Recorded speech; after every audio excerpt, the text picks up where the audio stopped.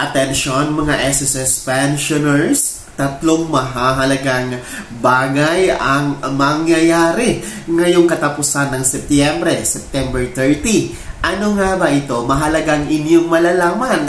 Yan ang pag-uusapan natin dito lamang sa video na ito. Hold up.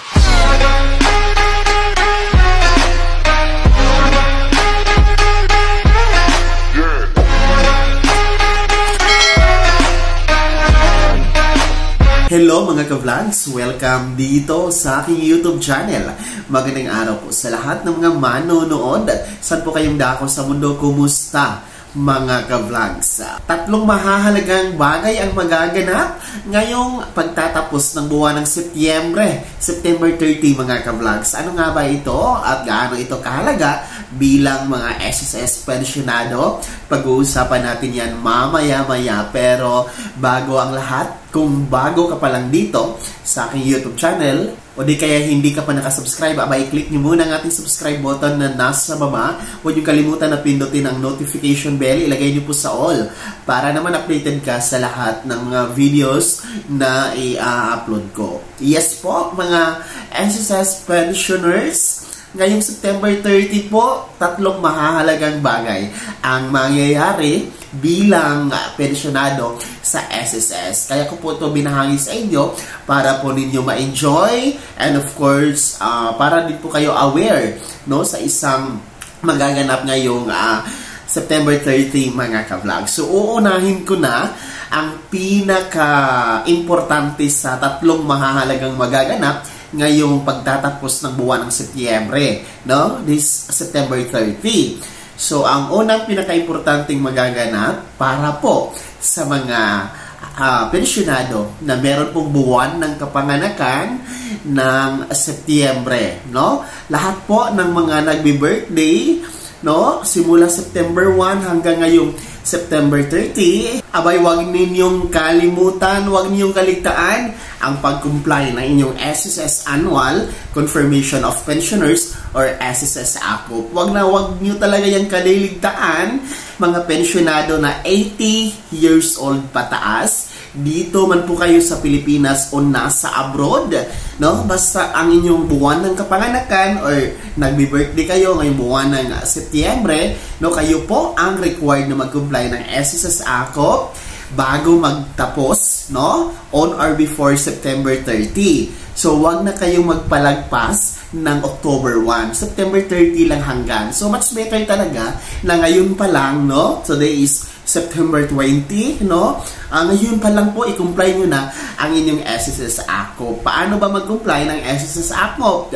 Una-una po, pwede tayo mag-walk-in. Ibig sabihin, pwede kayong pumunta sa pinakamalapit na SSS branch na andyan sa inyong lugar, no? Doon kayo mag-comply ng ACOP. So, madali lang naman ang mag-comply ng ACOP kung tayo ay mag-walk-in. Of course, mag-fill up lang tayo doon ng ating ACOP form. Then, isasubmit natin together with our SSS ID or UMID ID o di kaya iba pang government-issued ID. So, kung hindi naman po tayo available, hindi naman po tayo pwede na mag-walk-in, pumunta sa SSS branch, lalong-lalo na yung ating mga OFW, no? Hindi na kailangan pumunta or bumalik ng Pilipinas to comply your SSS ACOP dahil pwede niyong gagawin ang ACOP compliance through video conference. Online lamang. So, ang inyong unang gagawin ay mag-email kayo kay SSS, no? Mag-request kayo na mag-comply kayo ng SSS ACOP through video conference. And the SSS po ay magre-reply po, kukunin ang mga detalye ng isang SSS pensioner. Then, kung kayo po ay beneficiary or yung tinatawag natin na death or survivor pensioner, dependent children under guardianship, no? Kukunin din po ang mga detalye ninyo, and then si SSS po ay magsiset ng schedule kung kailan po magaganap ang inyong video conference via Microsoft Teams, no? MS Team po ang gamit na app ng SSS sa ngayon, no? Hindi na po yung Fiverr na app. So mahalaga talaga na i-comply ninyo, no? Pinaka-importante ito na mahalagang bagay na magaganap ngayong katapusan September 30 ang pag-comply ng SSS AKOP, dahil kung hindi niyo po ito magagawa, no, baka maputol po temporary pagdating ng October ang inyong pagtanggap ng buwan ng pensyon kay SSS, no? Pinuputol talaga yan ni SSS kung hindi kayo mag-comply ng AKOP, dahil iisipin kasi ni SSS na baka patay na kayo o di kaya hindi po tamang tao ang tumatanggap ng pensyon. Ang purpose kasi ng AKOP, mga ka-vlogs, is i-make sure ni SSS na yung tumatanggap ng pensyon ay tamang tao, buhay na buhay, hindi papatay, no, tamang beneficiaryo. So yun po yung purpose, objective. Bakit po nire-required ang pag-comply ng SSS AKOP every birth month? Tandaan nyo talaga yan, every birth month po yan nagaganap. So yun po ang pinakaunang importanteng bagay na magaganap ngayong September 30.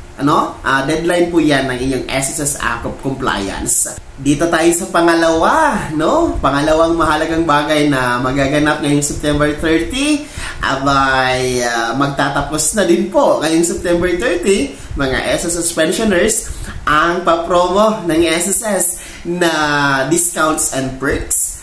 Ngayon nga ang pagdiriwang ng SSS ng ika-67th anniversary ngayong buwan ng Setyembre. Kung maalala nyo po, nagsimula po noong September 1 hanggang ngayong September 30 ang promo ng SSS na pagbibigay ng perks and discount sa lahat ng mga SSS pensionado, no, sa kanilang mga partner stores na diniklara, no? Meron po tayong home and lifestyle, meron tayong pwede tayong magpa-massage, pwede tayong mag-avail ng travel promo, meron din po tayong medical, no, partner stores, establishments. So andyan po sa screen nyo ang mga partner stores, pwede kayong maka-avail dyan ng discount and perks. So hindi naman siya totally libre, pero meron dyang pwede tayong maka-avail ng 20% discount, 10% discount, 15% discount. So nakadepende sa establishment ng partner ng SSS. So hanggang ngayong September 30 na lang din po yan, sapagkat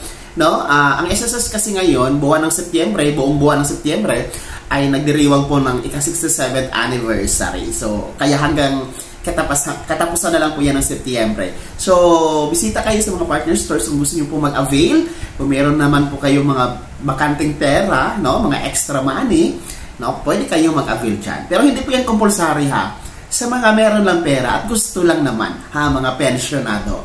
Dito tayo sa pangatlo at panghuling mahalagang bagay na magaganap ngayong September 30, dahil i-anunsyo na ng SSS ngayong September 30 ang mga maswerteng mag-uuwi, mananalo ng kanilang pa-contest ngayong ika-67th anniversary nga, doon sa may titulong Anong Kwentong Pensionado Mo, no? Ngayong araw, September 30, last day of submitting your entry, mga ka-vlogs. Pwede pa po kayong mag-submit, no? Sa mga gustong mag-join, no? Ikwento nyo lang po ang inyong kwentong pensionado sa inyong Facebook account at gamitin ang hashtag SSS 67th anniversary and hashtag SSS Kwentong Pensionado. And huwag kayong lumagpas ng 200 words, no? And then wag ninyong ilagay ang inyong SSS number or any number document from the SSS, no, para maiwasan ang paggamit ng ibang tao, no, sa panloloko. So ikwento nyo lang ang inyong kwentong pensionado, kung paano nakatulong ang pensyon sa inyong buhay, sa inyong pamilya. Yun lang naman, simple lang, mga ka-vlogs, no? Dahil ngayong September 30, ngayon po yan, September 20 ay deadline ng pagsubmit ng entry, no? Ang pagsubmit naman through posting lang ng inyong Facebook account. So i-post nyo lang sa Facebook. Pero ngayong September 30 po magaganap ang announcement ng SSS kung sino ang maswerteng mga mananalo. Meron pong 10 na idideklarang consolation prize ang SSS, no, na mananalo ng tig-isang 6,700 pesos, no? 10 consolation prize na tig 6,700 pesos. And merong isang maswerteng mag-uuwi ng grand prize winner na tumataginting na 67,000 pesos. So, wow na wow. Ang laki, no? Ang swerte naman ng mananalo, 67,000 pesos. Dahil nga, 67th anniversary ng SSS. Kaya naman, ganun po yung grand prize winner, no? Na 67,000 pesos. Ngayong September 30 na po yan, i-feature ng SSS sa kanilang Facebook page yung pinakamagandang kwentong pensyonado. Kaya pwede pa kayong humabol ngayong araw lang yan, no, na mag-post sa inyong Facebook account, mga ka-vlogs. So yun po ang tatlong mahalagang mangyayari, mahalagang bagay na dapat ninyong tandaan, no, ngayong September 30, mga ka-vlogs. Pinag-isa ko na lang para isang video na lang to, mga ka-vlogs, no? At least isahan lang po ang inyong information na makukuha nyo, no? Para alam nyo kung ano ang magaganap ngayong September 30. Kaya naman, mga SSS pensioners, sino-sino na ba sa inyo ang nakapag-comply na ng AKOP, no? Ngayong September. Mga merong birthday lang, ha, birth month ngayong September. Sino-sino sa inyo ang nakapag-comply na at sino-sino ang hindi pa nakapag-comply? I-comment nyo po sa comment section na nasa baba. Pangalawa, sino na po ba sa inyo ang naka-avail ng perks and discount sa mga partner stores ng SSS? No? I-comment nyo rin po sa baba. At panghuli, sino-sino po ba sa inyo ang nakagawa ng entry ng anong kwentong pensyonado? Sumali na ba kayo? Nakapost na ba kayo sa inyong Facebook account? Komento nyo din po sa comment section na nasa baba. Bago ako matapos sa video na to, kung gusto niyo po sumuporta sa aking YouTube channel, maaari niyo po i-click ang ating super thanks button na nasa baba. Sa mga nais maging miyembro, pwede po, mga ka-vlogs. Kung nakikita nyo po, ang join button na nasa baba, ipindot nyo lang yan. Maraming perks, no? Para kayo maging miyembro sa aking YouTube channel. Sana'y naging gabay ang video na to kahit paano na pag-uusapan natin. Napaalalahanan po natin kayo sa mga mahalagang magaganap o nagaganap sa pagiging miyembro, benepisyaryo at pensyonado sa SSS. Kung hindi ka pa nakasubscribe dito sa aking YouTube channel, maaari nyo na i-click ang ating subscribe button na nasa baba. Huwag yung kalimutan na pindutin ang notification bell. Ilagay niyo po sa all para naman updated kayo sa lahat ng mga videos na i-upload ko. Maaari nyo din i-like ang video na to at kung meron ka pang mga katanungan, maaari nyo i-komento sa comment section na nasa baba. At paki-follow na din po ang aking official Facebook page na nasa screen nyo. Muli po, ako si Daniel Timpawa na nagsasabing dito sa aking YouTube channel, Pawang Katotohanan at lahat totoo lamang.